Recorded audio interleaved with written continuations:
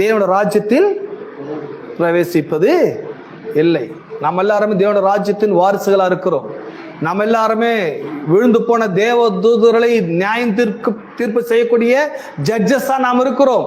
நாம் எல்லாருமே தேவனால் அழைக்கப்பட்டவர்களா இருக்கிறோம். அப்போ நம்ம எல்லாருமே இந்த உலகத்துல நம்முடைய கேரக்டர்ஸ் ரொம்ப அல்டிமேட்டா இருக்க வேண்டியது அவசியமாக இருக்கிறது. ஆமென். நியாயமா நடந்துக்கணும், நீதியா நடந்துக்கணும், யதார்த்தமா நடந்து கொள்ள வேண்டும். எதுவுமே நம்புறீங்க? கவர்மெண்ட்டையும் ஏமாற்றக்கூடாது, தேவனையும் ஏமாற்றக்கூடாது, சமுதாயத்தையும் நாம் என்ன பண்ணிடக்கூடாது, ஏமாற்றக்கூடாது. அதே நேரத்தில் சமுதாயத்தில் நாம சில நல்ல காரியத்தை செய்வதற்கு நாம் முயற்சி பண்ண வேண்டும். ஆமென். இந்த ஒரு 5 நிமிஷத்துல முடிச்சிட. ஒரு சில நேரங்களில் 11 உங்களில் சிலர் இப்படிப்பட்ட இருந்தீர்கள். ப்ரீவியஸா